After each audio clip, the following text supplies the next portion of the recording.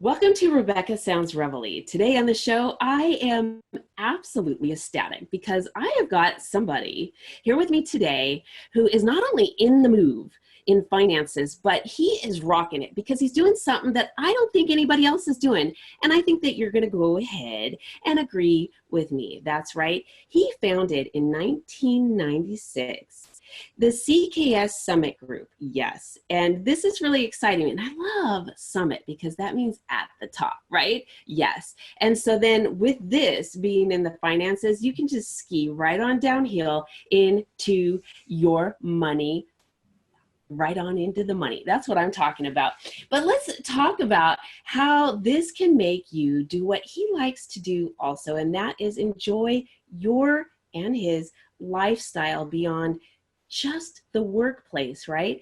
And so his background allows him to really allow you to shine and make the decisions on your terms, not their terms. A lot of financial companies do that. They really box you in to a lot of different strategies that they think are going to work for you, and in turn really they don't. And so his group is committed to really act in the best personal interest for you. And so we have a lot of things that we talked about a little bit off air, like what kind of age group really is looking at, I don't know, talking about the finances. And we've got Generation X and baby boomers, and we even were talking about the millennials. And this is so important because it doesn't matter where you're at in life, but finances are always something that we need to talk about. And I will tell you, my guest really is a prestigious person because, well, he's been in the presidential member of Who's Who, $1 Million Roundtable. You're going to find out a little bit more about this. I'm going to tell you he's been featured, oh my gosh, in Oakland Press. He's been in the Detroit News, The Observer. Oh man, these are big time now. And also in Builder Magazine, Consumer Digest, and he's been on WWJ News Radio 950, and a whole lot more. But I really want to bring him on because he's going to share some exciting things that are going to make you rethink finances. And I'm really, really excited about this because there's even more, and I'm not going to give it away. I want him to share it with you. Welcome to the show, Al. Oh my gosh, I'm so excited. Al Caicedo, welcome to the show.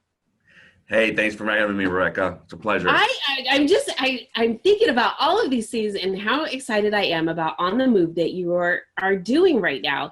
And it's more than just finances because you are giving people the pieces of the things that they need. Oh my gosh, Al, I am just overwhelmed, really, because, well, let's first start I'm going to let you share a lot of this stuff, but let's start with how you got into finances. Well, I got into finances, it was one of those moments where you just say, you know what, I'm going to do something different. At that time I was working, I was a budget officer for Department of Defense as a civilian.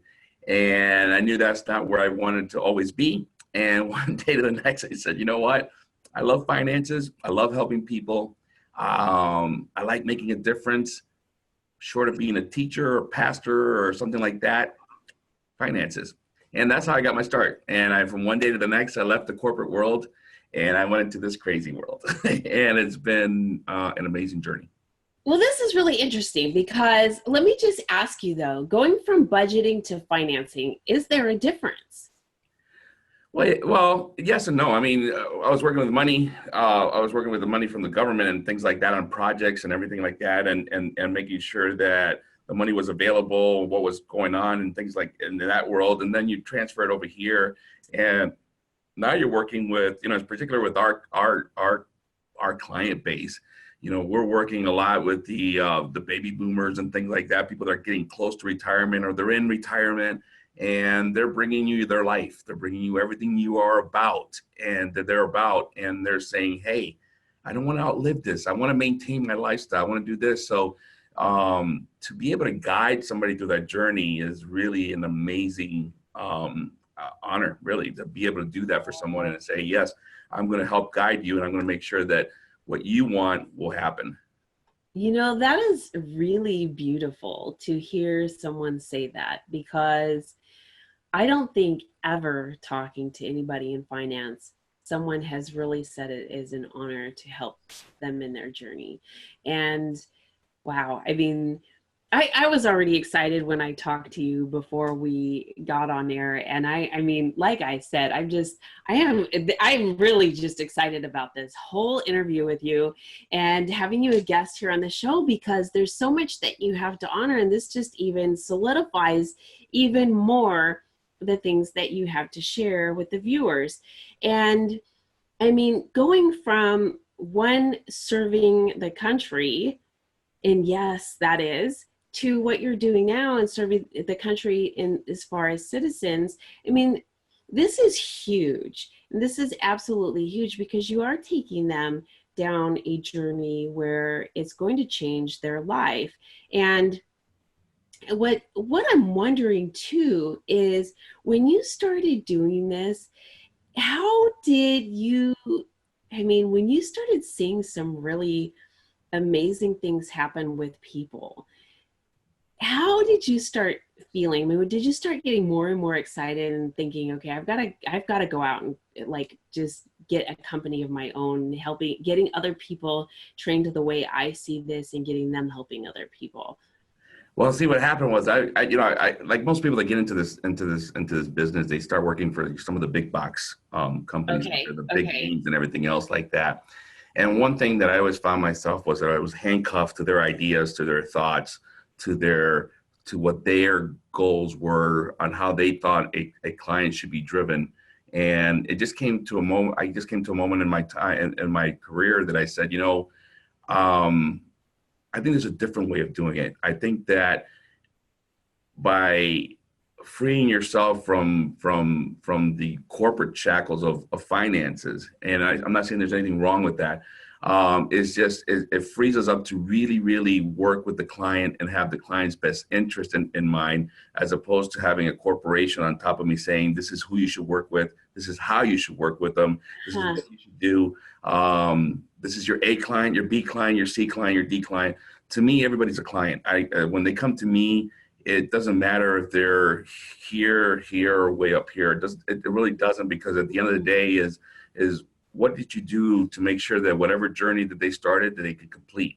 So in making that decision and saying, yes, I'm going to go independent, I think it was one of the most amazing things. And then really as time has gone by, to be able to see the work that we started putting in. I mean, we have clients now that have been with us 14, 15, 16, 17, 18 years. And so we've seen them from going to their 50s and into retirement.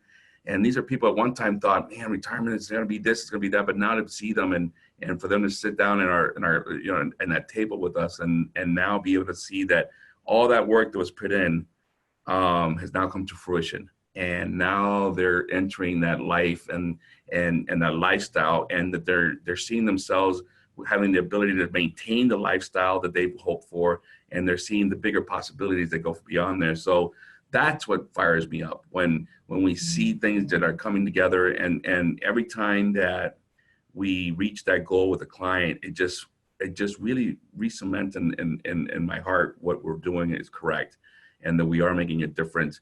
And because again, retirement is really, everybody focuses on money, but money is just a vehicle to lifestyle, and retirement is lifestyle. And to be able to do this with our clients, again, it's an honor. This is pretty neat. So there's no, like, 5 boxes that people are in. There's a lot of different types of lifestyles, and there's a lot of different ways that people can go to really see those dreams come true. There is. Everybody's different. I mean, if you look at the demographics of our firm, they're pretty much all the same as far as they all did this, they're in a certain income level, they have this amount of asset and everything else like that. But each one is so individual. And to have the ability that you can actually get away from the cookie cutter I was model, just thinking something along those lines. to be able to just really create your own and mold your own plan and be able to really be able to get in there and have a holistic approach to the client and really meeting their needs, not just by managing their assets, but making sure that everything else is taken care of, because retirement is a journey. Once you get in it, it's life, and it moves and it's living and it's breathing. Well, your financial life is the same way, and it follows suit. So is you have to have that ability to bring that together and make sure that that client gets to the level that they need to. So That's pretty neat. So let me ask you, if someone were just starting out, so they just graduated from high school, they're just starting out in getting their first job, or maybe they're graduating college and they've just really landed their feet in their profession. What is a really good direction for them to start going? I mean, I know for me, I had to save every penny I could for apartment, for food. Top ramen was kind of my, or cup of noodles was, something to go by initially. I mean, it was just, you were scrimping and saving everything that you could just to get a start for a long, when you're first starting out. Well, what I always say to anybody who's young is, number one is control of debt. We have so many young people coming out with such an enormous amount of debt just from student loans and things like that. But even with that, you can't forget to start paying yourself. And Yes. you're it. You must pay yourself first, and then also meet your other obligations. So, the biggest ally we have in investment is time. And the more time, of course, the more things get to grow, and time is your ally. And of course, as we retire, then time becomes our enemy. But time at an early part of, at time of, when you're young, time is your ally, and in investment, time is a huge factor. So the younger you can start on it, the younger, if you landed your first job, first thing, of course, your 401ks, you have to look at alternatives from 401ks, your IRAs, things like that pay yourself. And then, of course, make sure you control your debt and make sure that you're paying off that debt that you came with, if you have any. But my first thing is always pay yourself. Pay yourself first, then move on. Well, I really like that. I mean, those are two really good key points in really getting a grasp on finances, is paying yourself and then debt accumulation. And if you are accumulating too much debt, it's really difficult to move ahead, because it's hard to buy a house. It's hard to do certain things when your debt ratio is not in where it should be, and so on and so forth. But I think that oftentimes we fall short because there's so many things going on around us that we want certain things a little bit quicker. And we live in this fast-paced society of drive-up ATMs, drive-throughs, and even cell phones. If you think about how quick certain cell companies come out, it's almost every October or November, there's a brand new cell phone coming out. So you spend $1,000 on this one new cell phone, and then it's upgraded, the next year or so. And so we've kind of got this disposable society, and yet we're racking up income as we're trying to stay on top of all these bells and whistles of things that are going on. But that really does create a lot of debt for us. And is there certain things that we can do to try and kind of keep a lid on those kinds of things? I don't know. I mean, it's really discipline. And again, it's really learning discipline at an early age, and especially when you first get into that workforce and you get in your first, sizable check and things like that, is, again, if you keep the order of yourself, your obligations, and then your play money, as opposed to play, debt, and yourself, I think that at least starts giving you a roadmap, you might say, to helping you with discipline, because it really comes down to discipline. I really like that, because even discipline in paying yourself instead of doing other things with that money is that, I mean, that comes back to the first thing that you're mentioning. So Correct. I love it. I mean, this comes back to self-discipline. I love it, love it, love it, love it, love it. And gosh, I mean, that goes on to say a little bit about what I was not doing way back when, but what a really interesting perspective. And I wish that things had been shared with me a long time ago. But you are in the know and on the move with this, and you are doing things with your business to help people be able to do this and allow them to come to you with coaching through different things that you're doing right now. Can you share with us a little bit about that? Well, when as people come in here, our whole goal is to drive income for our individuals. It used to be health concerns were the number one, fear for people that were going to retire. Well, the number one goal today is, the number one fear today is running out of money. And so our whole goal is to make sure that does not happen to our client. So as people come in here, we're really we live the income mantra about maintaining the integrity of a portfolio, making sure that that portfolio is able to drive the income to supplement lifestyle. So this is something that we keep in the forefront of everything that we do, is to be able to maintain that integrity, to be able to maintain the amount of asset that our clients need, and to make sure that at least that's one worry they don't have, is that they're going to run out of money. Uh-huh. Mm-hmm. Tell me a little bit too about your digital footprints. Well, one of the things we're doing is that this is our first year, actually started last year. We decided that it was time for us to really get into the digital world and start putting a digital footprint out there for us. And, we have a message. And of course, today, one of the best ways to get the message out there is through digital. And our whole goal there is to put relevant information in a short amount of time. We started a show called Money Clips, and this show is all about pertinent information, and we do it in like 2-minute segments, 2 to 3 minute segments of things that are happening or things that we need to be looking at. We're really excited that, and I think within the next month, we're going to be starting our series on women in retirement, and that's all going to be on digital footprint.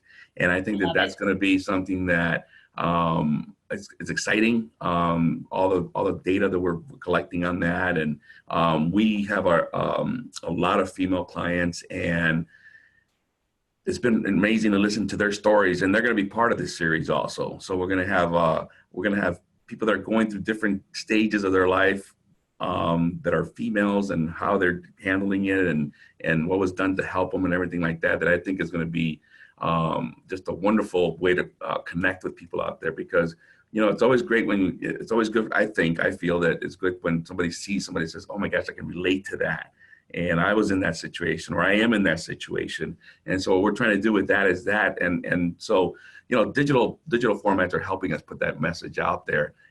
Because it's not about product, it's not about anything else. It's about life, and if we concentrate on life, everything else kind of takes care of itself. So the more we educate, knowledge is power. So it's all about education. Educate.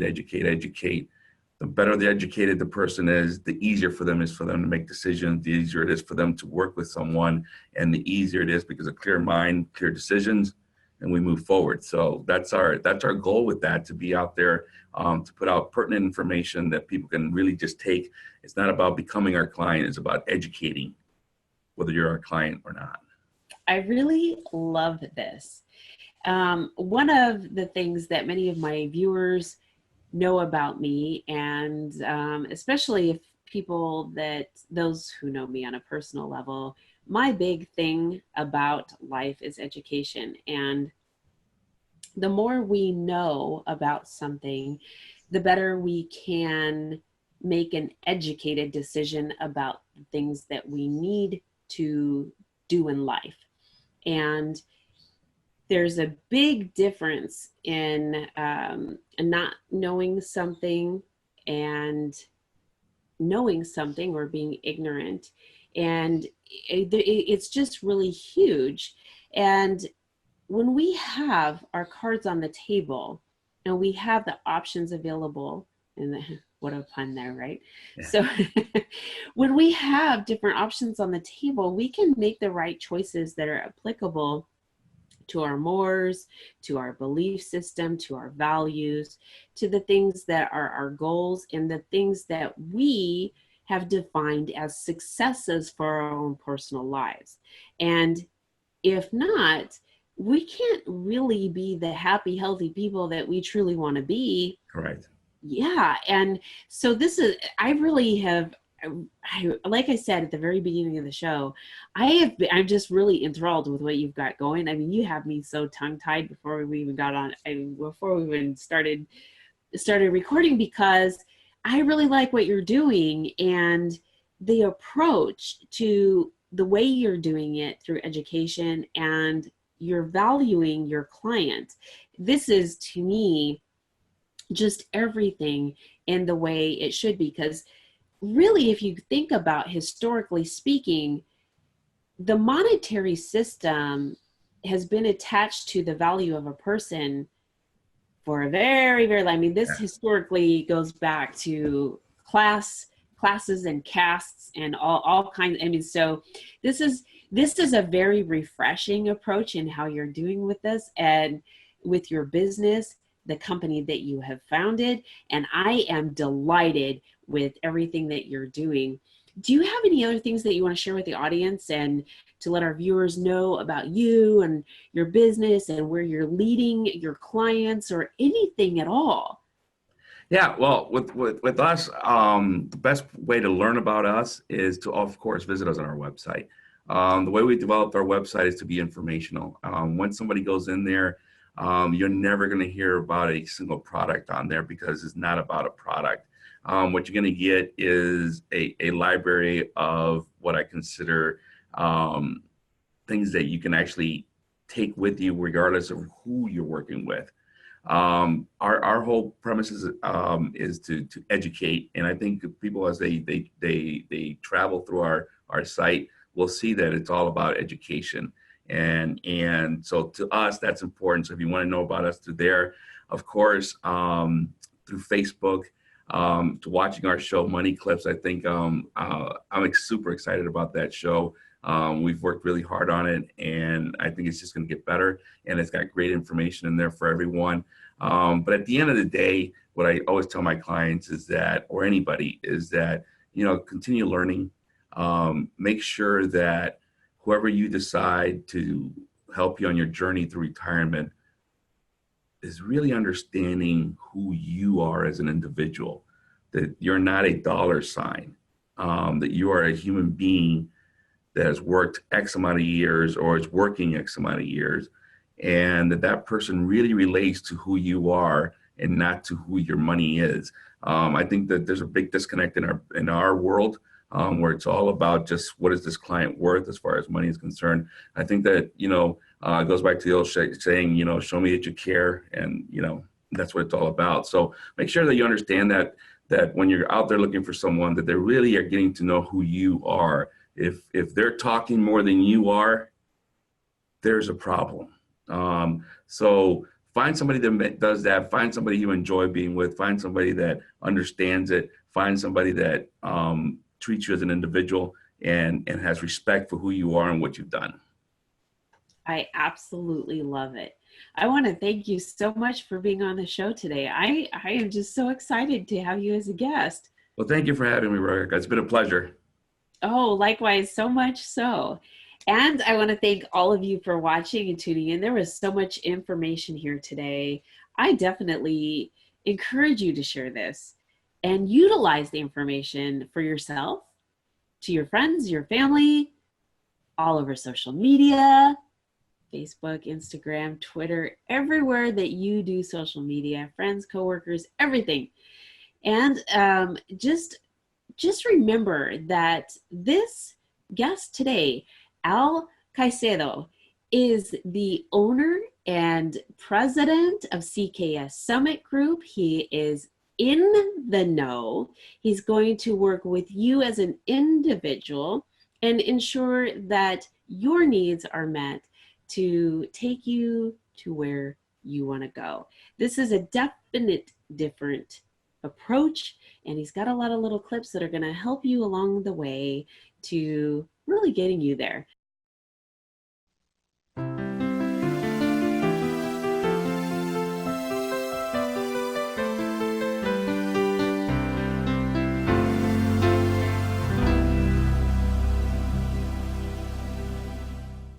Welcome to Rebecca Sounds Reveille. Today we have got such a wonderful guest. She is doing some amazing things. In fact, if you're following her on Facebook, you are going to see her almost daily doing something that's going to make you want to engage with the things that she's doing.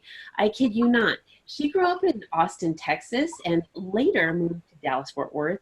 And she has done something not only just in the regular arena of attending University of North Texas, as well as Colorado Technical University, but she has participated in theater, choir, dance, all of these throughout school, but she's taken that beyond school and put it into practice in the real world.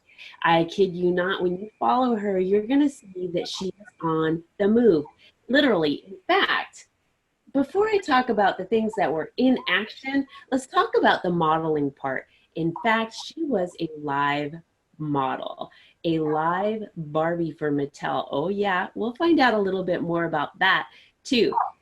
But she's worked a lot in the professional modeling arena and the acting arena, and she's done some extra work, some groundwork, she's done stand-in work, and she's in the process of doing some directing and producing. This is pretty exciting, but she's got a lot of things. I don't know how she does it, especially with five kids under the belt. And so this is an incentive for all of us who think that we can do it. Oh yeah, we can. Let me just tell you, the background that she has is amazing, and I could go on, but why make her wait?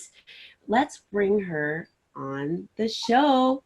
Shanna Toft, welcome. Hi, Rebecca. Nice to be here. Thank you for having me. I am so excited to have you here today. And let me just ask you, when you started getting into theater and choir and doing things in school, I mean, did you already have this innate ability? I would have to say yes, because I've always kind of naturally been a showman.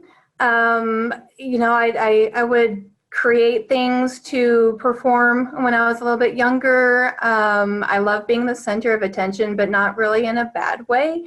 I just like to make people laugh, make them enjoy themselves, and just put a smile on their face, or just be out there putting my best foot forward and just entertaining to the best of my ability at any given time. Like from the time I was a little bitty kid, I always was just putting on a show. So so did you go back you go really back far into elementary school? Were you doing a lot of plays and things like that too? Yes, of course, we had the mandatory plays in elementary school, things like Johnny Appleseed and stuff like that, the Christmas things and whatnot for the parents. But once I got into middle school and high school, and that became a possible choice, I, of course, went with theater and choir and dance and all of that entertainment leaning elective, and I loved it. I mean, I've done everything from being the lead character to building the set to I just did a theatrical performance for Christmas. It was an adult version of the Peanuts gang. We did Charlie Frown, a holiday carol, and I played the grown-up Lucy. We did change the character names a little bit, and it was a play for 18 and up because of some content there, but it was so much fun. It was just amazingly fun. I really enjoyed doing that. I also, of course, love the film and television aspect of things as well.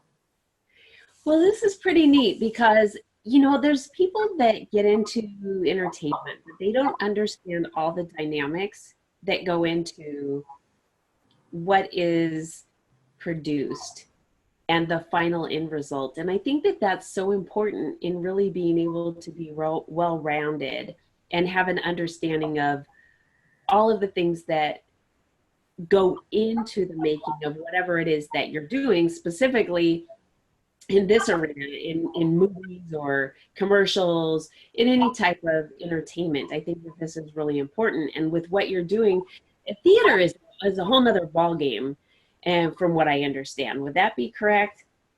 Oh, that is absolutely correct. I mean, with theater, your volume and your movements are a whole lot bigger because you have to make sure that people in the back can see and hear you.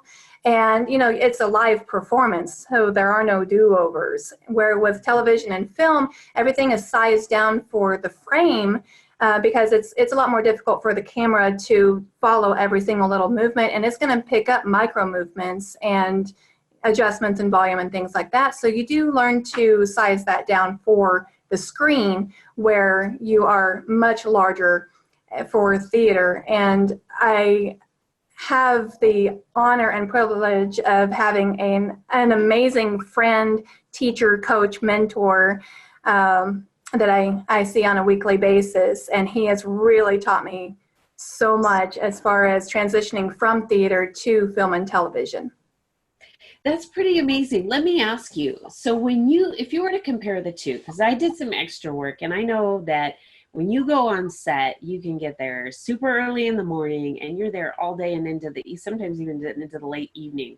Is it the same way when you are in the theater and you're practicing and rehearsing and doing all the things that you need to do there? Is it kind of the same thing, or is it a little bit different? With theater, you spend a lot of that wait time going over lines and hanging out with friends and, just going over stuff over and over and over again. Where with television and film, it's a lot of just waiting. Because with every scene change, they have to fix the lighting and test the sound again. And you have to have an awful lot of patience in the television and film industry compared to theater. It's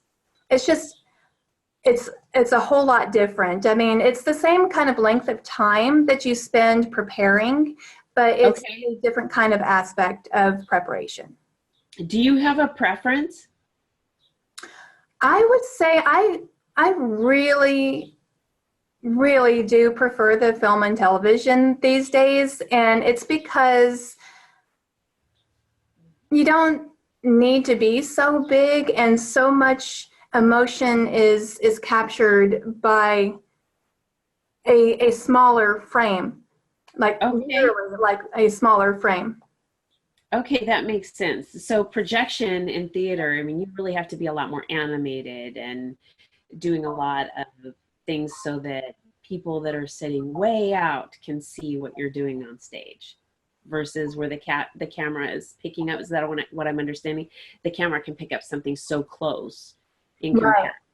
Plus, with television and film, you can try different things and see what the director feels brings the desired emotion to the audience. So and you'll have a lot of different angles and things. You've got your wide angle, and then you've got your two shot, and then you've got the over the shoulder shots and the close-ups. So there's a lot more coverage that comes with film and television, where with theater, you just get the one type of delivery. Okay. That makes a lot of sense. You have been all over Facebook recently with all kinds of things that you have been doing. And I'm just like, yes, tell the audience a little bit about some of the things that you've had going on.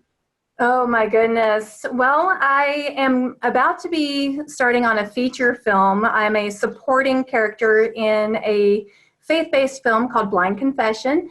And in that one, I can talk a little bit about my character. I am actually a homeless mother who is helped by a drug dealer, but you're going to have to watch the film in order to find out what happens. I have been working on some web series. In one of the web series, it's called Missing. We have an executive producer for that, and that one will actually bring even more awareness to human trafficking. I'm the mother of a girl who has been abducted, and so it's a really intense, dramatic web series, and we started filming on that last month, put that on pause for just a little bit while we pull some more things together, and we will be restarting that series very shortly. I have been working on a sizzle reel. I worked on a sizzle reel a couple of weeks ago as well for T-Force, and that was a pitch film. I have a role in there as the lead trainer of an all-girls school where we are training them up to be spies. So that one is being pitched to some pretty large platforms. Excellent. And if picked up, then we'll likely be turning that into a feature film as well, or a series or something along those lines. We're really excited about that. I've been doing some commercials and lots of different auditions and things. Have some auditions down in Austin coming up. I've got my film that I'm directing starting tomorrow. We're actually going to do it in a couple of different pieces. We're filming the first half of it, all of the day scenes, and then a couple of weeks later we will do the other half, which is night scenes.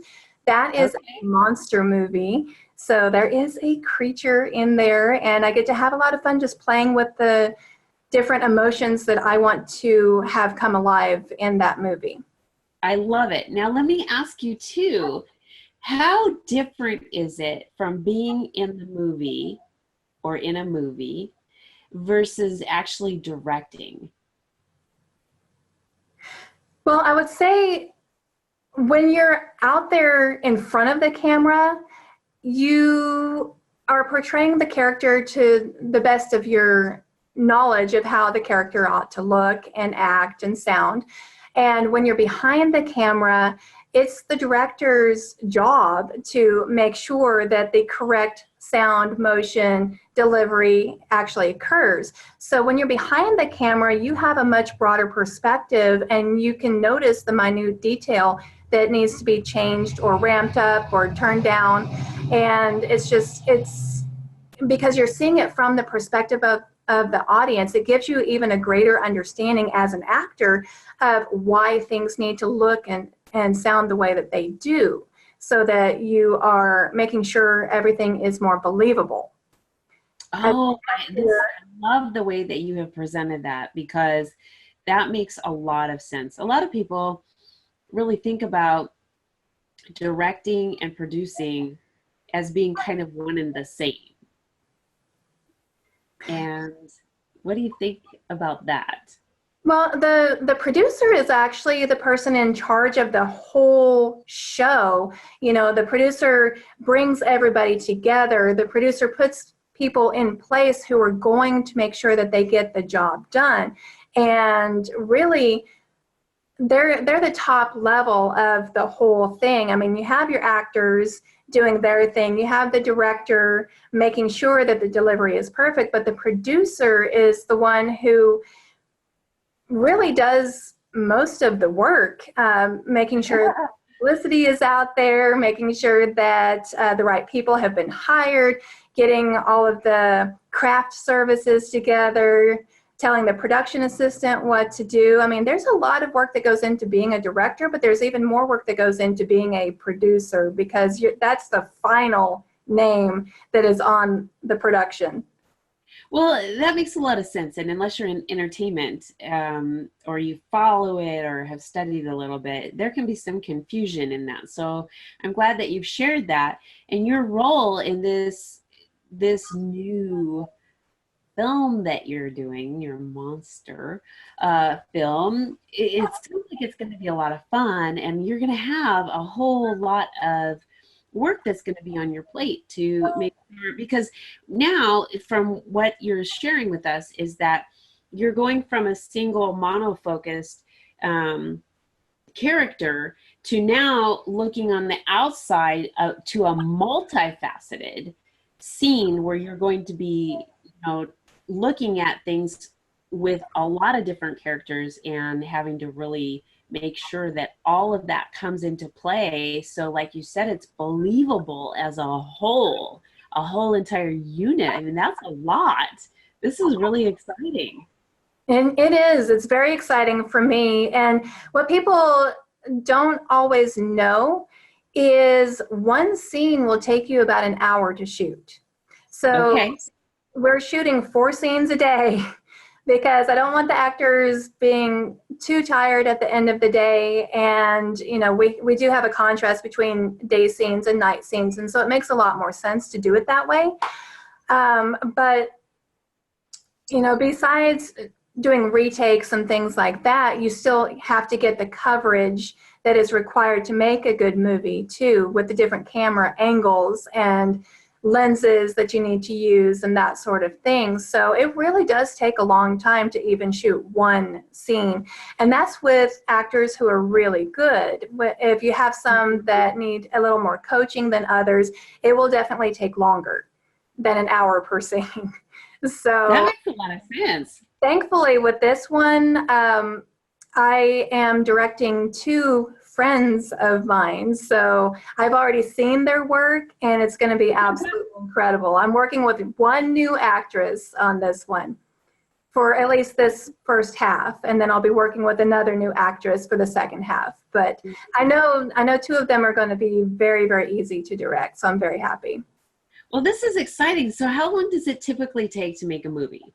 I mean, just because we typically see a movie that's, when it comes out, an hour and a half to 2 hours, right? But you're taking much longer to film that by the time you cut out or you do the retakes and things like that. Typically, how long does it, I mean, are we talking months to get that 1 hour and a half or 2 hours that comes to us on screen?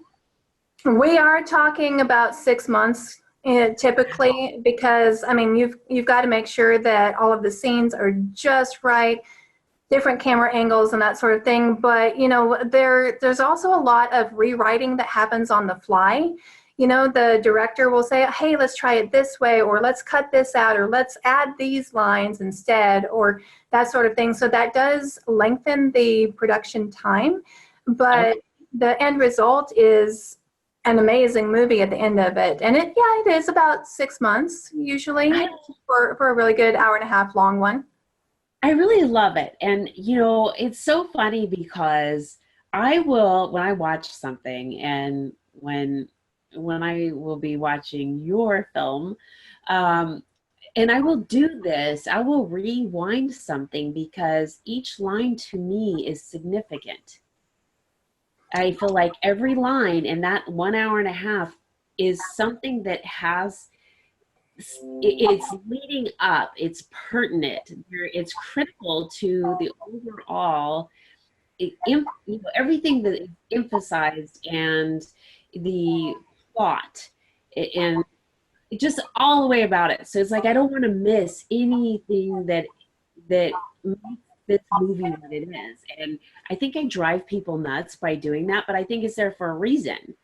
And would you say that that's the case, or am I off the mark on this? No, and absolutely. I mean, the writer or writers wrote it that way for a reason. So there is a specific message that the writer once conveyed for each line of that movie. And sometimes the writer is okay with the actor changing it up or the director changing it up, and other times the writer will fight tooth and nail to keep it the way it was written.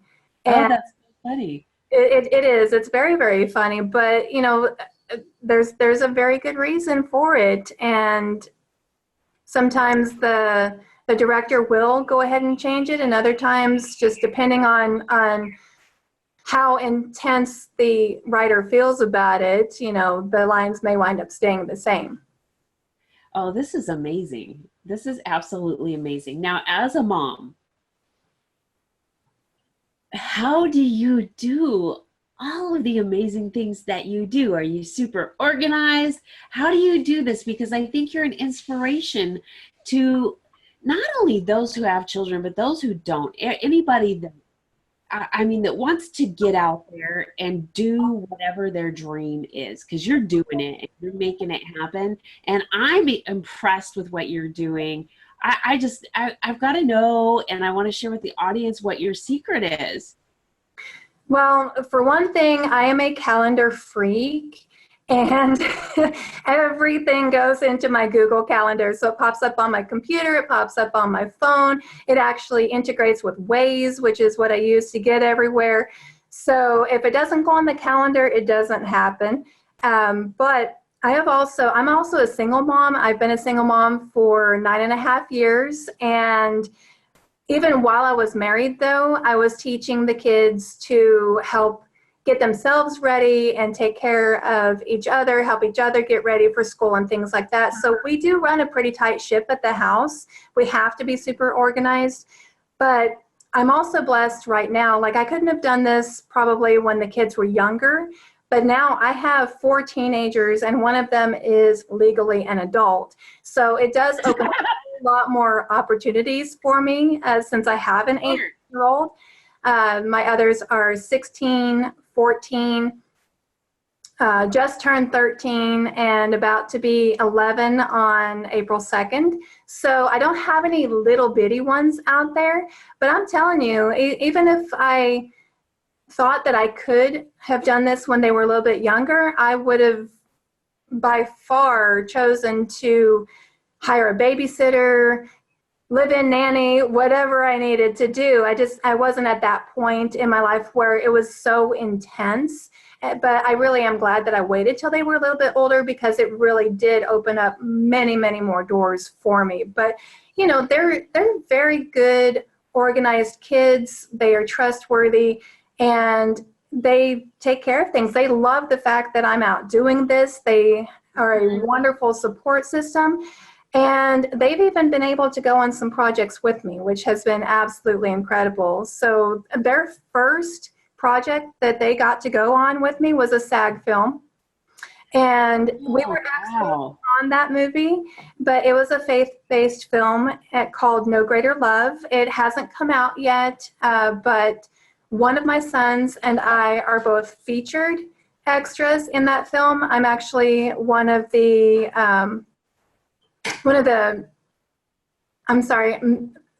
prayer ministers. That's what they're called. I'm one of the prayer ministers in one of the church scenes. So that was a pretty neat thing for us to get to do, and for that to be their very first thing to do with me. Yes. Another film that they got to do with me, and of course we were all extras in that one, but it's actually still filming right now. It's called Flip Turn. So we got to be on that film for 3 days. Well, they got to be on for 2 days. I got to be on for another day. But, you know, it's awesome when I get to do things with the kids as well. And 2 of them want to go into acting and film and theater. Well, my daughters want to follow in my footsteps. That's what's happening there. Oh, that is so neat. I absolutely love it. And tell me a little bit too about your modeling career. Well, that actually started with being the live Barbie doll. I've been told my entire life pretty much that I looked like a Barbie doll. And so, you know, I would put on little fashion shows for my mom and her friends. She'd have me try on everything in my closet and, you know, just put on a little show in the living room. And when I was a teenager, I think it was probably 17 or 18, I just got the idea to go ahead and send in a photo and a letter to Mattel. We have a local headquarters in Dallas. And so I looked up their address and I sent them the photo and the letter and just told them, you know, hey, my whole life I've been told that I look like Barbie, and I would love to do something for you guys to bring that to life, however that looks. And so I sent that letter to Jack Dial, and he connected me with Liz Johnson, who actually reached out to me and had me meet her to get the Barbie dress and get everything situated, so that I did wind up having to dye my hair because they wanted me blonde. Oh, But no kidding. and I kept it blonde for several years after doing the whole Barbie thing. But I had a blast. I mean, I was in the Barbie dress. I was signing the autographs for the kids and their parents, and holding newborn babies and taking pictures with teenage boys who pretended to be there with their girlfriends and things like that. It was pretty Fun.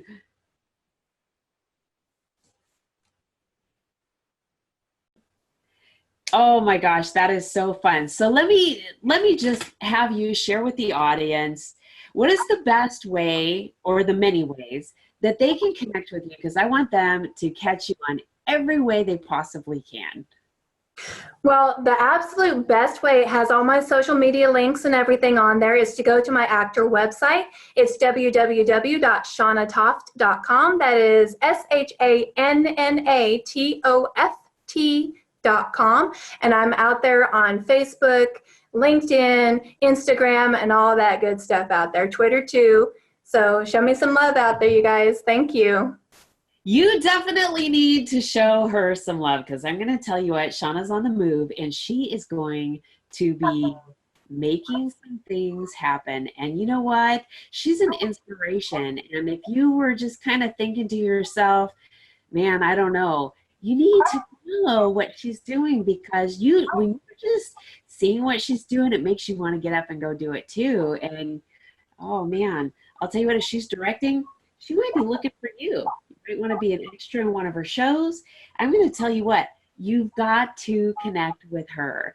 And all of the information, if you haven't already started looking her up while you've been watching and listening to today's show, well, you can get it also on the article that is attached to the episode here. Shanna Toft has been with us today. She is on the move. Make sure you check out all of the things that she's got going.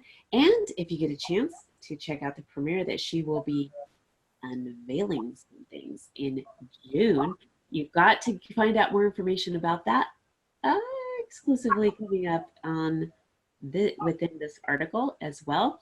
Anything else you can tell us about that, or before I drop any details? You've got to watch Insincere Twins. It's an amazing Romario Facey production, and you're going to absolutely love it. Come on out if you can. I'm excited. June 1st. June 1st, I believe, is the date, and I will share all the details too. So this is fantastic. Again, thank you so much for being with us today. This has been a lot of fun. I am excited, and you are an absolute inspiration. Thank you so very much for having me. It's been a pleasure. And thank you all for watching and tuning in. Please share this with your friends, family, coworkers, and all over social media. If you want to be connected early on, this is the way to do it. This is one person that is going to make it big, and you can be connected to her